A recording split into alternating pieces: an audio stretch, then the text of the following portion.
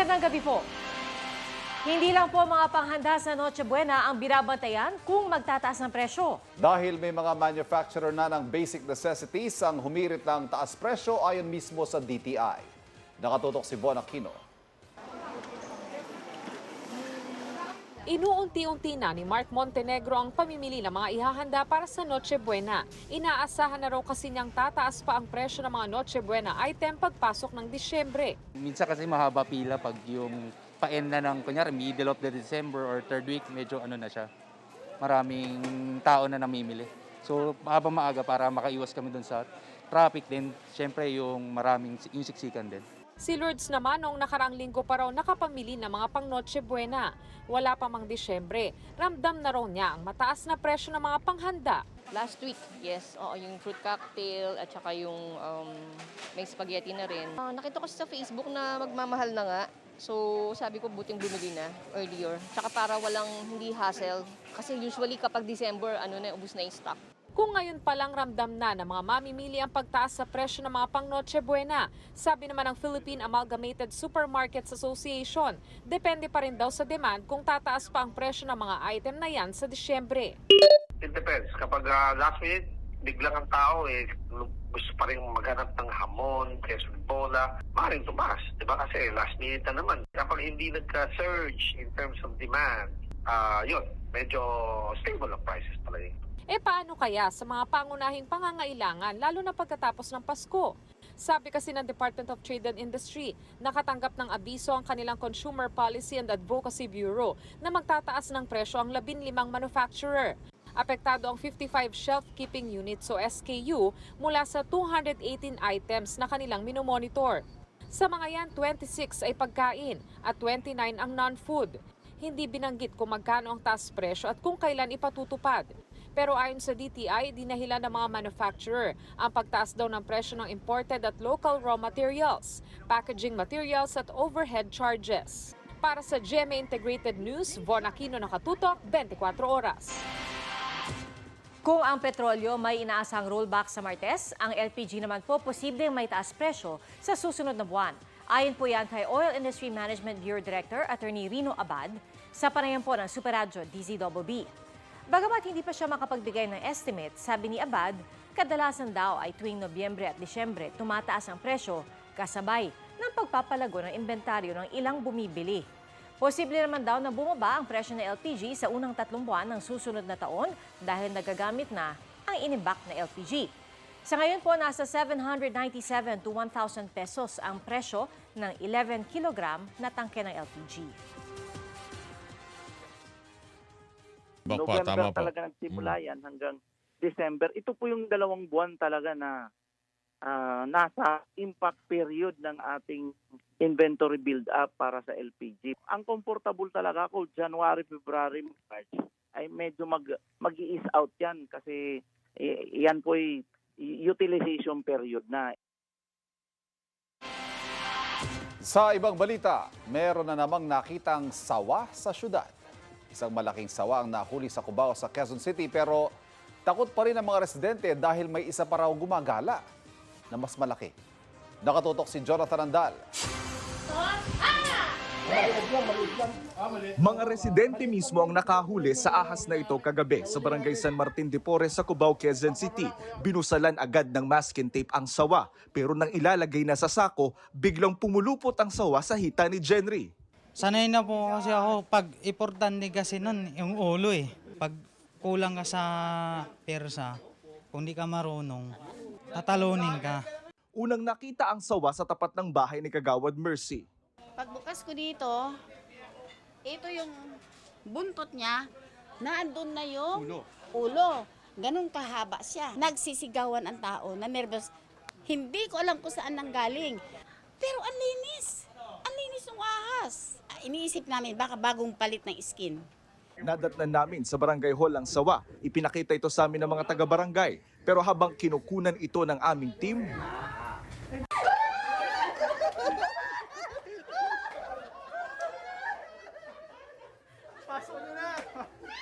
Barangay muna ang mangangalaga sa sawa habang hinihintay ma-turnover sa mga kinauukulan. Pero hindi pala rito natatapos ang takot ng mga residente dahil meron pa raw mas malaking sawa na hindi pa nahuhuli. Nakunan yan sa isang bahay noong September 30. Hinala ng barangay, nanay ito ng sawang kakahuli lang nila. Mas malaki po ito. Siguro ganito po katabayan. Mga gahita po.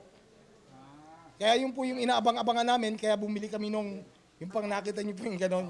Sana nga po mahuli na sir eh. Nakakatakot. Marami kasing bata ron sa looban eh. Dati ayaw kong lagyan ng screen to. Palalagyan ko na kasi natakot na ako. Posible raw sa kanal nang galing ang nakita nilang mga sawa. Nagpapasaklolo ngayon ang barangay sa mga otoridad, partikular sa DENR at lokal na pamahalaan. Hingi kami ng tulong na yung mga eksperto dyan na matulungan kami mahuli po yun. Para sa GMA Integrated News, Jonathan Andal, nakatutok, 24 oras. Kung daraan po kayo sa Cavite Expressway o Cavitex C5 Link, meron pong dagdag singil na sa kanilang toll simula ngayong araw. 35 pesos sa mga Class 1 na sasakyan at 69 pesos naman sa mga Class 2 vehicle. 104 pesos ang singil sa mga sasakyang Class 3. Ang Cavitex C5 Link ang bahagi ng Cavitex na dumaraan sa Merville sa Parañaque hanggang sa Taguig at pabalik. Ipinatupad po ang provisional toll rate matapos ilabas ng Toll Regulatory Board ang Notice to Start Collection. Matapos ang mahigit 2 taon, muling bubuksan ang Roosevelt Station ng LRT-1. Pero para ihanda yan, isasara naman po ang buong linya ng tren sa darating na weekend. Kung bakit alamin sa pagtutok ni Mav Gonzalez. Mismo na bang bumaba sa Roosevelt Station ng LRT-1? September 2020 pa kasi sarado ang istasyon para bigyang daan ang pagtatayo ng Unified Grand Central Station na magiging iisang hintuan ng LRT-1, MRT-3 at MRT-7. Kaya Baclaran to Balintawak Station muna ang biyahe ng mga tren ng LRT-1. Pero malapit nang buksan ang Roosevelt Station. Pinaghahandaan na raw yan ng pamunuan ng Light Rail Manila Corporation, ang private concessionaire ng LRT-1. Kaya isasara muna ang buong linya ng LRT-1 sa susunod na weekend, December 3 at 4. Our team has installed the tracks and conducted all the necessary preparations. So kailangan po namin yung 2 days na ito for operational readiness tests, trial runs, and several exercises to make sure na maging safe and successful yung ating reintegration. Kung tutuusin, Roosevelt Station lang naman ang apektado, pero kailangan daw isara ang buong linya ng LRT-1 ng 2 araw para sa testing. When we closed this kasi noong 2020, under the old system pa. So ngayon po, na bagong system, nag-upgrade tayo, kailangan maging smooth and safe yung pag-reintegrate ng system ng Roosevelt Station sa 19 other stations under the new systems. Kapag maayos lahat ng test, inaasahang bubuksan na ulit sa publiko itong Roosevelt Station sa December 5, araw ng Lunes. At dahil walang biyahe sa darating na weekend, paalala ng pamunuan ng LRT-1 sa mga pasahero, planuhin ng maaga ang biyahe. We hope for their understanding. Ito naman pong temporary inconvenience will bring long-term benefits. No? Especially lahat po tayo ay excited na sana matuloy na rin talaga yung opening of Roosevelt Station. Patuloy naman ang pagtatayo ng Unified Grand Central Station na target matapos sa susunod na taon. Para sa GMA Integrated News, Mav Gonzalez, nakatutok, 24 oras. Pag-aaralan daw ng Department of Budget and Management sa susunod na taon ang aumento sa sweldo ng mga kawani ng gobyerno. Kasunod po yan ang hinihirit ng ilang grupo na gawing 33,000 pesos ang kanilang minimum salary. Nakatutok si Ian Cruz. Sa 25 taon na pagiging government employee, nasa 16,000 pesos na ang sweldo ng 50 anyos na mekanikong si Ray. Puwera pa riyan ang iba pang natatanggap niyang allowance. Pero sa mahal ng bilihin, hindi na raw sapat ang sinisweldo niya. Kaya kahit day off, kailangan magbanat ng buto. Halos wala nang ahong pahinga, Sabado at Linggo po. Kung kinakailangan gagawa po. Para lang po? Para pandagdag gastusin. Pangbili ng gamot, sa pagkain, sa maintenance. Batid daw ni Mang Ray ang hiling ng iba't ibang grupo na itaas sa 33,000 pesos ang starting salary ng mga nasa gobyerno. Maganda ho kung mapapasama kami sa ganon. Kahit papano, malaking tulong na rin ho yun. Ang sabi rito ng Department of Budget and Management. We are recognizing yung pong panawagan ng mga iba't ibang sektor para po sa pagtaas ng sweldo. Ngunit po meron tayong RA 11466 o yung SSL 5 na po. Kaya po sa 2023, pagpasok po ng taon at pag-approve po ng ating General Appropriations Act ay magkakaroon po ng pagtaas ng sweldo ang lahat ng manggagawa ng pamahalaan na nakatadhana sa o nakapaloob sa RA 11466. Ayon kay Director Gerald Handa ng Budget Department, naglaan ng 47 million pesos ang kagawaran para sa susunod na taon para pag-aralan ang sweldo at benepisyo ng mga civilian workers sa gobyerno. There will be a third-party consultancy firm that will conduct the compensation study po, and in time po next year magkakaroon po ng resulta itong pag-aaral at ating pong pag-aaralang mabuti yung kinalabasan ng compensation survey at compensation study. Sabi ni Director Handa, nagkakaroon talaga ng regular na pag-aaral sa sweldo ng mga manggagawa sa gobyerno para alamin kung competitive pa ba ang kita nila kung ikukumpara sa pribadong sektor. We are taking account yung pong effect sa pagbaba ng purchasing power due to inflation and other factors po. Pabor din si Senador Sherwin Gatchalian na pag-usapan ng pagtaas ng sweldo ng civilian workers sa gobyerno, lalo na sa sektor ng pangkalusugan. Dapat ang entry level ng healthcare workers natin at least naman kapantay ng mga guro natin, no? Dahil hindi kapantay. At yan ang isang bagay na dapat trabahuhin dahil nakita natin yung kahalagahan ng healthcare workers natin itong nagdaang pandemya. Para sa GMA Integrated News, Ian Cruz nakatutok, 24 oras. Isang tree planting project ang isinagawa ng Kapuso para sa kalikasan. Higit 1,000 nara at kawayan ang naitanim sa Quezon City. Nagkaroon din ng bamboo reforestation sa Lanao del Sur. Nakatutok si Katatibayan. Hindi natinag ng pabugso-bugsong ulan ang mahigit 200 volunteer mula sa GMA Network kasamang Nestle Philippines at Million Trees Foundation para sa tree planting project ng Kapuso para sa kalikasan. Kahit isa lang tayo, pag pinagsama-sama natin ito, mas marami tayong mabubuo at mas marami tayong mapapakinabangan na mga trees para sa mga future generation po. Sumama rito ang Sparkle Artists. Game ako dyan kasi syempre yung pagtulong natin sa nature is really important to me. Kahit ako na nababalitaan ko na rin yung mga nangyayari. And syempre it's an honor to be a part of this program. Nature has given us everything like food, shelter. So I think it's time na we give back then and we help the environment. Kasi it's for us din naman. Higit 1,000 nara at bamboo ang naitanim ng volunteers sa Quezon City. Layunin ng Kapuso Network katuwang ang Nestle Philippines na makapagtanim pa ng aabot sa 3.5 million trees sa buong Pilipinas. We believe na pag nagsama-sama tayo para sa environment, we can really make a difference. Magsama-sama po tayong mga kapuso at kasambuhay ng kalikasan, protektahan po, mahalin po natin ang ating environment, hindi lang po para sa ating mga anak, kung hindi para sa future generations. May bamboo reforestation project din sa Lanao del Sur. Katuwang ng LGU ang Nestle Philippines at EcoPlanet Bamboo. Target nila magtanim ng 3.5 million na kawayan at kahoy para makatulong sa pagbawas ng greenhouse gas emissions. Nagtayo din sila ng isang malawak na nursery ng kawayan.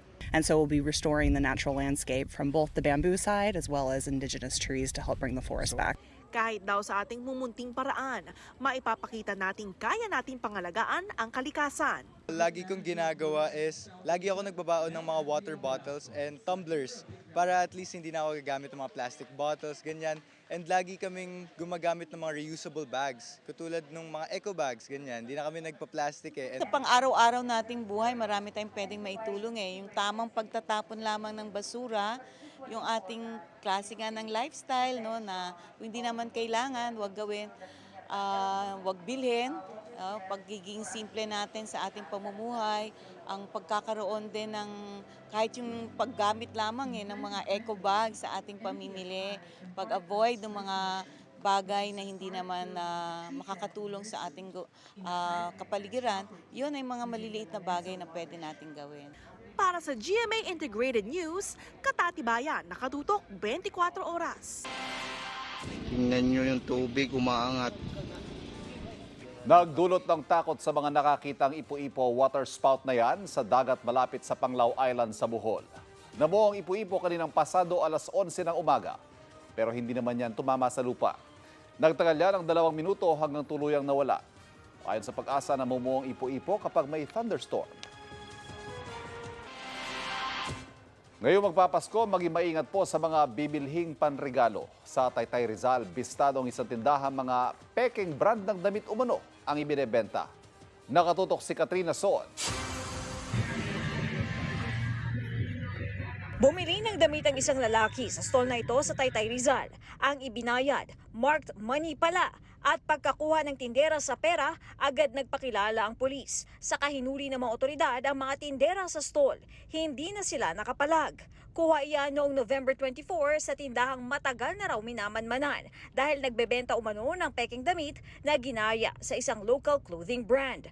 Aabot sa 350,000 pesos ang halaga ng mga peking damit na nasabat ng CIDG Anti-Fraud and Commercial Crimes Unit. Sabi ng abogado ng clothing line, nagpatulong sila sa mga otoridad dahil marami raw sumbong na ginagaya ang kanilang apparel. Sapol daw sila sa pamimeke sa kanilang mga produkto na mas murang ibinebenta. So medyo matagal, mahirap ipakilala yung brand sa market and then gagayanin lang ng iba. And then the products that are sold ng iba are low quality compared to the original. So it really affects financially and of course the quality and the goodwill of course of the company. Ngayong magpapasko, mag-ingat din sa pagbili ng mga pwedeng panregalo para hindi masayang ang pera. Maaaring magsumbong raw agad sa mga otoridad. Para sa GMA Integrated News, Katrina Son, nakatutok 24 oras. Sa mga kalalakihan na isinasaalang-alang ang family planning, mayroon daw contraceptive na pwedeng subukan ayon po sa Commission on Population and Development o POPCOM. Bukod po sa mas epektibo, pangmatagalan din daw ang epekto. Alamin sa pagtutok ni Mav Gonzalez. Ngayong lagpas 8 bilyon na ang tao sa daigdig, muling umigting ang panawagang kontrolin ang paglago ng populasyon. Isa sa mga susirian ang family planning. At bilang bahagi ng selebrasyon ng International Men's Day, hinikayat ng Commission on Population and Development o POPCOM ang mga kalalakihan na mas maging aktibo sa family planning. Ayon sa Department of Health, dumami ang mga Pilipinong lalaking gumagamit ng condoms bilang contraceptive, nasa 400,000. Pero may isa pang uri ng contraceptive na 99.8% effective at isang beses mo lang kailangang gawin. Ngunit hindi popular sa mga Pilipino. Kaya ipinopromote ngayon ng POPCOM ang non-scalpel vasectomy. Ang vasectomy ay isang contraceptive procedure para sa mga lalaki. So ang pinakakatumbas niya sa mga babae yung bilateral tubal ligation. Sa mga lalaki, pinuputol yung tinatawag na vas deferens. In effect, wala na siyang capability na makabuo ng baby. Sa datos ng DOH, 15,000 lang ang nagpa-vasectomy noong 2020. Mas kaunti noong isang taon, 400 lang. Ayon kay POPCOM Officer in Charge, Executive Director Lolito Tacardon, walang inaalis sa pagkalalaki ang vasectomy. Hindi nito naaapektuhan ang sexual drive at simpleng outpatient procedure lang daw ito. Hindi raw ito tulad ng castration o pagpapakapon. Pagkatapos ng operasyon, kailangan magpa-check muna sa doktor bago makipagtalik uli para siguradong wala ng semilyang natira. Si Julius, sumailalim sa vasectomy noong 2009. Yeah, I already had 3 kids. So I asked my wife, sabi ko, gusto mo pa ba magkaanak? Ayoko na, tama na. It's part of my own satisfaction. Kasi, well, to be honest, it's different. Kapag meron kang, sabi nga, still using condom and without. Wala naman daw naranasang komplikasyon si Julius matapos ang operasyon. I recommend it. Kasi, it's reversible naman. Nare-reverse naman. Kaya lang, It will cost you, of course, it will cost you money. Nagkaroon po ba kayo ever ng regrets? Naisip niyo ba minsan na gusto ko pa pala magkaanak, isa pa? Oo. Pero, pero okay na. Okay na. Nung malalaki na sila, okay na. Pero sabi ng urologist na si Dr. Andrew Valdez, dapat isiping permanente na ang vasectomy dahil 50% to 70% lang ang success rate ng reversal. Kapag magdedesisyon kayo na magpa-vasectomy, kailangan sariling desisyon ninyo yun.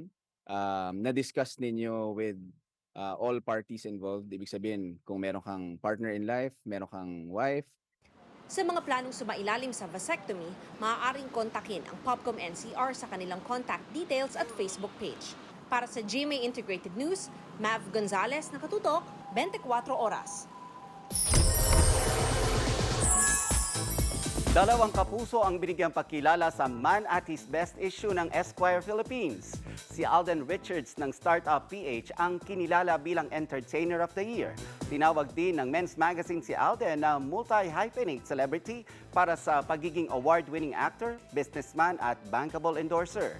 Si GMA Integrated News anchor at documentarist Ato Maraulio naman ang Journalist of the Year. Para naman ito sa pagbibigay pugay niya sa buhay at pamumuhay ng mga tao mula sa iba't ibang industriya na tumutulong sa paghubog ng kamalayan ng lipunan.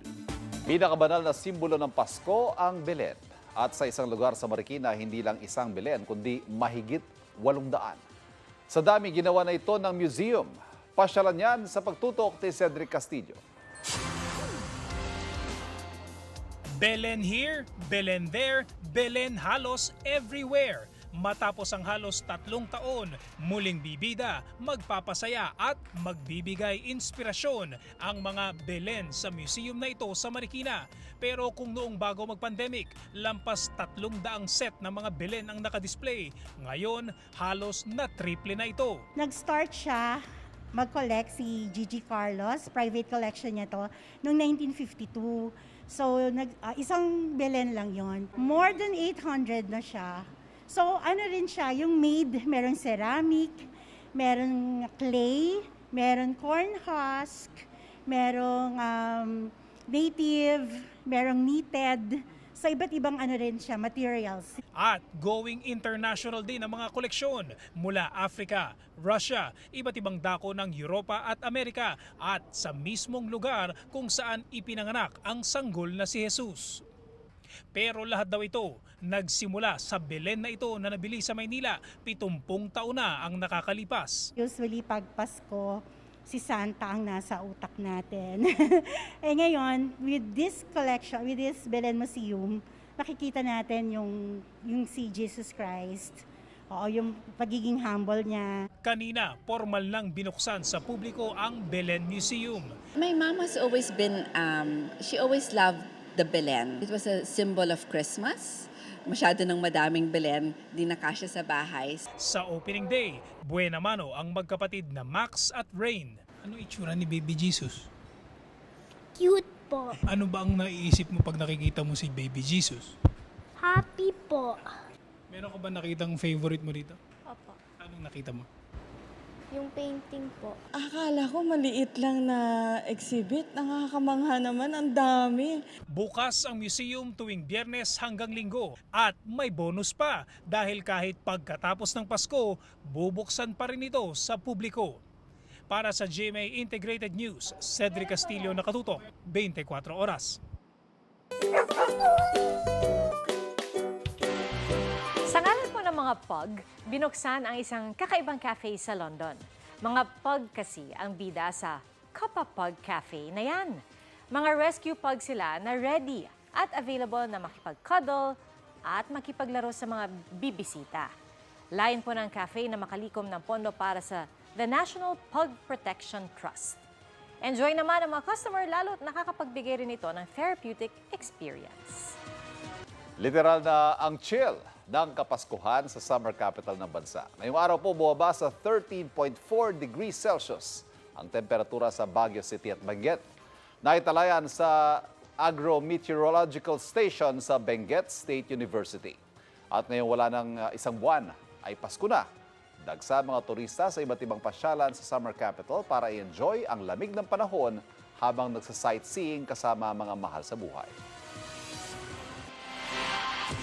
Hindi po madaling mamaalam sa mga namayapang fur babies na minsay itinuring nating bahagi na ng ating pamilya.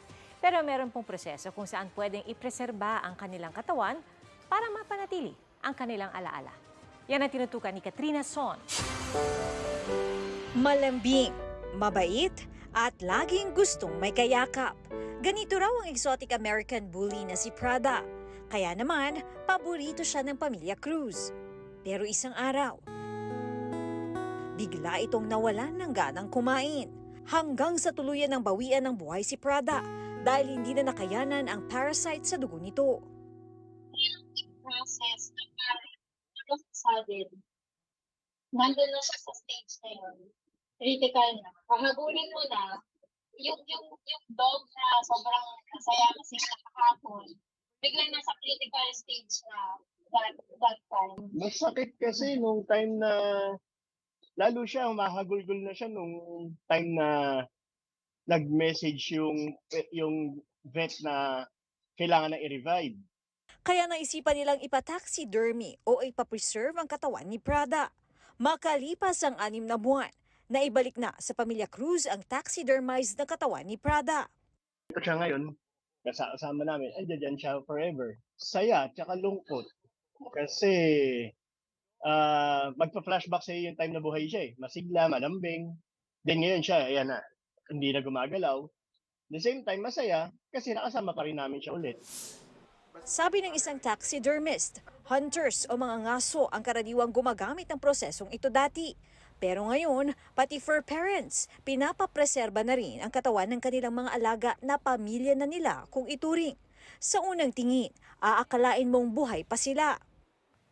Mabusisi at mahabang proseso raw ang pagtataxidermy. Pagpapatuyo pa lamang umaabot na raw ng 2 to 3 months at ang buong proseso natatapos raw ng 3 to 6 months.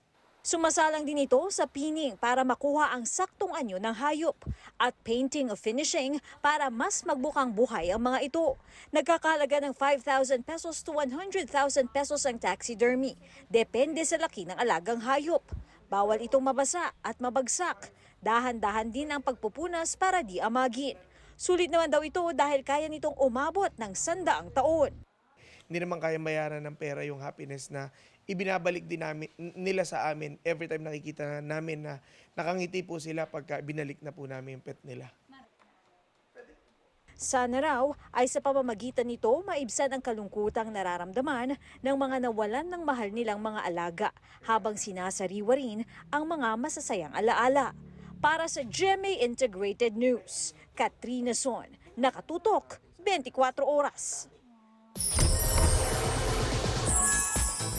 World-class performance ang ipinamalas ni Limitless star Julian San Jose at kapusohang Craver Cruz sa kanilang first concert together na Julieverse. May sweet message pa sila sa isa't isa na nagpakilig sa fans. Ano naman kaya ang real score sa dalawa? Alamin natin yan sa chika ni Katati Bayan.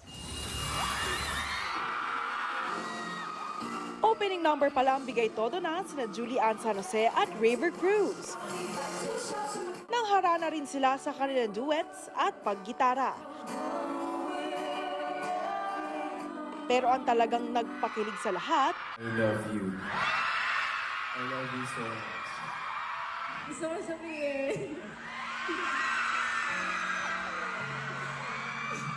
I love you too.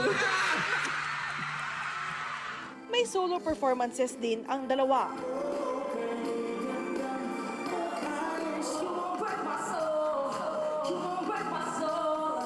Doble ang saya at kilig na lumabas ang Mavlin o sina Kylene Alcantara at Mavi Legaspi. Ang sarap! Ang sarap sa pakiramdam! Napakahusay, napakagaling. All out ang support ng mga kaibigan at malalapit sa buhay ni na Julie at Craver. Naroon din ang GMA executives gaya ni na First Vice President, Head of Regional TV and Synergy at Acting Head ng GMA Integrated News, Oliver Victor Amoroso. GMA Senior Vice President for Entertainment, Lilibet Razonable. At Assistant Vice President for Talent Management, Joy Marcelo. And seeing again the people, the supporters, the fans of Julie at ni Raver, no? joining us in tonight's Synergy Initiative, talagang nakakataba ng puso sa kanilang tawa, sa kanilang pag-cheer, no? We are looking forward, no, for another initiative that we're thinking to do in 2023. Nagsilbing finale song ng concert ang theme song ng Julie Ver na My Universe. Unang-una sa lahat, nagpapasalamat talaga kami sa Panginoon sa mga blessings na dumadating sa amin. Dalawa ni Ray. And syempre yung mga supporters namin, yung family namin, yung mga friends namin. For us na walang sawang nagmamahal at nag-e-effort at sumusuporta sa amin. Memorable kay Raver ang Juliverse concert dahil ito ang kanyang first ever major concert. Nakataba ng puso kasi yung iba talagang bumiyahe pa na Yes. napakalayang lugar. May galing sa abroad, may galing sa Mindanao, may galing sa Visayas. Inamin naman ni Raver na nililigawan pa raw niya si Julie. Everything happens for a reason eh. Kasi kung syempre si Lord naman ang nagpaplano ng lahat-lahat eh. Kaya oo, naniniwala ako. Kasi matagal na kayo magkaibigan ni Ray and yun, parang mas nagkaroon pa ng deeper understanding. Eh ano pa ba ang hinihintay ni Julie para ibigay ang matamis na oo kay Raver? Hindi ko timing ni Lord. May deeper understanding naman kami sa bawat isa. Tsaka importante, masaya. Katatibayan, updated sa showbiz happenings. Simula po bukas, November 28, may 100 pesos ng dagdag na sisingilin sa mga turistang pupunta sa Boracay. Para raw po yan sa accident insurance ayon sa LGU ng Malay Aklan. Pero ang ilang negosyante umaalma dahil dagdag gastos lang daw ito para sa mga bisita. Nakatutok si Danoting Kungko. Kung pupunta kayo ng Boracay sa mga susunod na araw, merong kailangang idagdag sa budget. Simula kasi bukas, ipatutupad na ng Malay LGU ang ordinansang nagtatakda ng 100 pesos para sa accident insurance. Isang beses lang ito babayaran pagpasok ng jetty port. Sa Boracay, maraming mga activities, water activities. So at least meron silang mga in case hindi naman in case na may mangyari, at least meron silang protection. Sabi ng Malay LGU, isang pribadong kumpanya na may opisina na sa Aklan ang pinili na mamahala sa insurance para mas madali makapagproseso ng claim kung magkakaroon man. Pero paano kung ang turista ay meron ng sariling travel insurance? Sagot ng Malay LGU, hindi na nila kailangan pang magbayad ng 100 pesos. Pero pwede pa rin naman sila magbayad ng 100 pesos sa accident insurance kung gusto nila. Show mo lang na insured ka na, duplication na nga yun. Gusto mo rin kukuha. Ayon sa PCCI, Boracay Chamber of Commerce and Industry, hindi nila batid ang ordinansang ito at kung paano ito ipatutupad. Dapat daw ipaliwanag ito sa mga stakeholders sa isla, lalo't kasama naman talaga ang third-party liability insurance sa mga requirements sa kanila ng Department of Tourism. Sa ilalim nito, may responsibilidad ng mga establishmento tulad ng mga hotel sa kanilang mga panauhin sakaling may mangyaring aksidente. Depende po yan sa individual. This is your human rights if you're going to be insured or not. Wala namang sapilitan, no? Meron na po kaming binabayarang insurance na yearly every establishment. For example, sa accommodation, lahat po ng establishment meron pong nakalagay na po na insurance. Tingin din ng grupo, dagdag pasanin pa sa turista ang dagdag singil sa insurance, gayong ngayon pa lang daw nagsisimulang bumangon ng turismo sa isla dahil sa pandemya. I think it's better for us to invent ideas to make more money to improve our island. Another expense po yan sa tourist. Para sa GMA Integrated News, Danoting Kungko, nakatutok 24 oras. Daman na rin ang Pasko sa bansang Croatia sa Europa. Makulay at maningning ang Christmas display sa kabisera nito na siya ring nakapawi sa pangungulila ng ating mga kababayan abroad. Nagbabalik si Danoting Kungko. Pasabog ang salubong sa Zagreb, Croatia sa panahon ng Advent. Ibig sabihin, opisyal nang nagsimula ang panahon ng Kapaskuhan o paghahanda sa kapanganakan ni Hesukristo. Kahit saan tumingin sa puso ng Zagreb, ang kabisera ng bansang Croatia sa Europa, ramdam mong Pasko na. May fountain doon na pinalilibutan ng malaking Advent wreath at ang giant Christmas tree sa plaza, hitik sa mga palamuti.